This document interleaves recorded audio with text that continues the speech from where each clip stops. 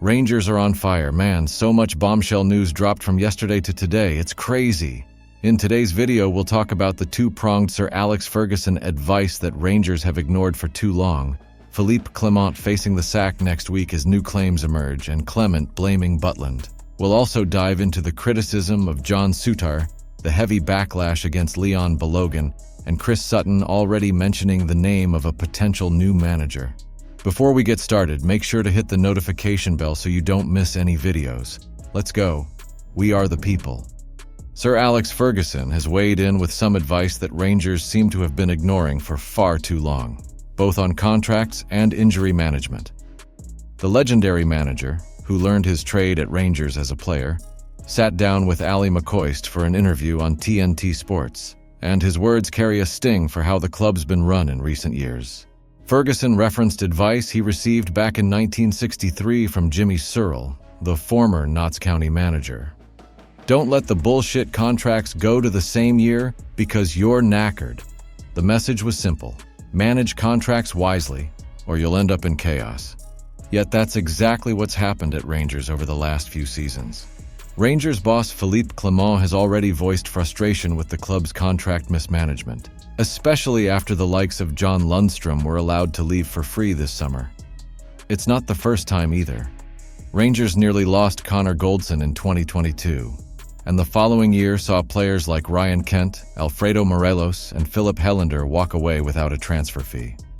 This summer, it was the turn of Ryan Jack, Kemar Roof, and Borna Barisic to join the list of free exits, all of whom had to be replaced, leaving the club scrambling again. But Ferguson didn't stop at contracts. He had another piece of advice that rings painfully true for Rangers fans.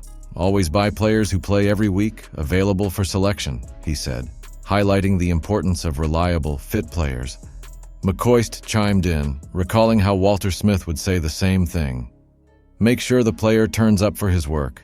It's a lesson Rangers have learned the hard way. From Kemar Roof to Aaron Ramsey, and now with Oscar Cortez barely featuring after 9 months, the club has gambled on injury-prone signings far too often. Expensive recruits like Danilo, Ridvan Yilmaz, and Rabbi Matondo have yet to justify their fees either, often spending more time on the treatment table than on the pitch.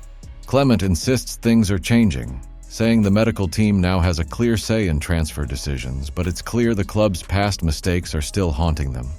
Whether or not this shift in strategy will make a difference remains to be seen. Have Rangers been mismanaged for years by ignoring basic principles like proper contract planning and signing reliable players? Or is this just the harsh reality of modern football? Michael Stewart's not holding back when it comes to John Souttar after that nightmare against Kilmarnock. The centre-back played the full 90, only to end up gifting Marley Watkins the winner in the 87th minute.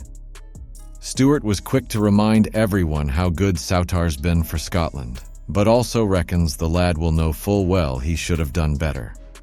He's a key player for both Rangers and Scotland, Stewart said on BBC Sports Scene.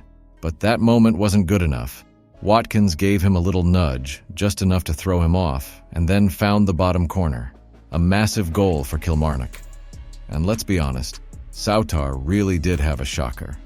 He came into that match flying high after keeping Cristiano Ronaldo quiet with Scotland just days earlier, but it all fell apart at Rugby Park.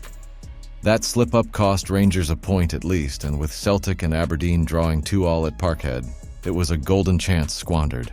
Now we're 6 points off the top, only 8 games into the season, and it's starting to look bleak. If the likes of Sutar don't step it up soon, we're in real danger of watching the gap grow.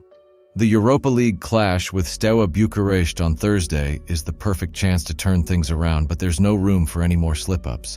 And right after that, we're back at Rangers on Sunday to take on St. Mirren. No rest for the wicked, eh? Is John Sutar really good enough to be a starter for Rangers? Or are we just clinging to flashes of potential that never fully deliver? Well, it seems things are bubbling over at Rangers, with Philippe Clement not exactly holding back on Jack Butland after that defeat to Kilmarnock. Rangers had a prime opportunity to close the gap with Celtic and Aberdeen after their draw at Parkhead, but instead a flat 1-0 loss at Rugby Park has only widened the distance at the top. And what's got everyone buzzing isn't just the result, it's Clement's post-match comments. Speaking to Sky Sports, the Belgian boss didn't mince his words. While he acknowledged some defensive issues, he made a point of singling out Butland for being in no man's land during Marley Watkins' late winner. That's a bold move, especially since the English keeper has been one of the few shining lights in what's been a grim season so far. Fans, as you'd expect, are reading between the lines. Many reckon Clement might be firing shots in response to Butland's earlier post-match comments. After the Europa League battering from Lyon, Butland suggested that the team needed a different approach, which some saw as a subtle dig at Clement's tactics. Now, punters on X are saying Clement has kept the receipts and is getting his own back by throwing Butland under the bus for the Kilmarnock goal. The tension doesn't stop there. Some supporters are wondering if Clement's words hint at deeper problems in the dressing room. One fan said, "He's actually hung Butland out to dry. Souttar's at fault, not Butland." Another added, "Butland took a swipe at the tactics, now Clement's just getting his revenge." One even noted the whole situation looks grim, saying, "It's not a good look, Clement hanging both Butland and Tavernier out to dry." The bigger worry here is that this all points to cracks behind the scenes. If the squad isn't playing for Clement, or if he's already losing key figures like Butland, we could be in for more chaos in the coming weeks. With crucial fixtures looming, it's not exactly the best time for public spats and tactical finger-pointing. Is Clement losing the dressing room already, or are certain players refusing to take responsibility for their own mistakes? Leon Bogan isn't mincing his words after that dire showing at Rugby Park. Rangers had a golden chance to close the gap at the top, but instead served up another woeful performance in a season that's already had too many of them. Sure, Rugby Park isn't exactly the stage for beautiful football, but when you've got the second most expensive squad in the league, you really shouldn't be struggling like this. Speaking after the defeat, Bogan made it clear he's fed up with the talking, he wants action. "We can put things right on Thursday," he said, referring to the Europa League clash at Rangers. "But we need to take the right lessons from this." And he didn't sugarcoat the situation either, saying, "I don't even want to call it a bump in the road because it's happened too often already this season." The defender is demanding consistency, calling for his teammates to show what Rangers are really about, and warning that if they can't deliver, someone else will step in and take their place. And let's face it, he's not wrong. Bogan knows what it takes to win the league, and his frustration with the current lackluster performances is clear as day. The message to Philippe Clement is obvious. Players who keep failing don't deserve to keep their spot. Injuries might complicate things, but that's no excuse to stick with underperformers. Bogan's right. There's no room for passengers, especially not in places like Rugby Park, where the 3 points never come easy. Should Philippe Clement start dropping big-name players, no matter their reputation, if they're not delivering on the pitch? Well, looks like things are heating up at Rangers, and it's Philippe Clement who's feeling the burn. According to Bill Leckie, Clement could be booted if Rangers don't get a result against Aberdeen next week. Aye, you read that right. Another stumble, and he might be heading for the door faster than a pie out the oven at halftime. The loss to Kilmarnock at Rugby Park with that late winner from Marley Watkins has left us 6 points adrift of Celtic and Aberdeen at the top.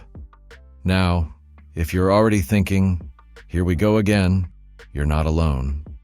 Leckie reckons that if Clement's lads can't get a result at Pittodrie, we could end up 9 points off second place with only 10 matches played. At that point, he jokes even the tea lady could see it's time for him to go. Can't say I disagree. It's already looking grim in the league, isn't it? Let's be honest, a 6-point gap to Celtic is like trying to climb the Duke Street steps in slippers, and with Aberdeen poking their noses in too, things aren't getting easier. Aberdeen, of all teams, you've got to hand it to Jimmy Thalen. He's turning them into something to be reckoned with, proving you don't need a bottomless bank account to shake things up in the SPFL. Meanwhile, we're stuck fighting not to come third in what's always meant to be a two-horse race. Now, Clement's got his work cut out for him. Big time.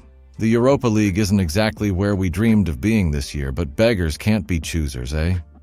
That match against Steaua Bucharest on Thursday at Rangers? Well, it's not just important. It's must-win territory now. If the boys don't step up, it won't just be Clement in trouble. The whole campaign could go up in smoke before we've even had our mince pies.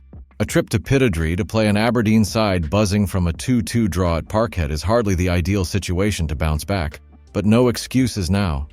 Clement's got to rally this lot, and fast, before the headlines right themselves and the taxis waiting outside. Is Philippe Clement really the problem, or is it time to clear out the deadwood and show a few complacent players the door? Chris Sutton stirring the pot again, claiming that Rangers made a mistake not giving Derek McKinnis the top job when they had the chance. According to Sutton on Sky Sports Scotland, Rangers would have been in much better shape today if McKinnis had been the man in the dugout back in 2017.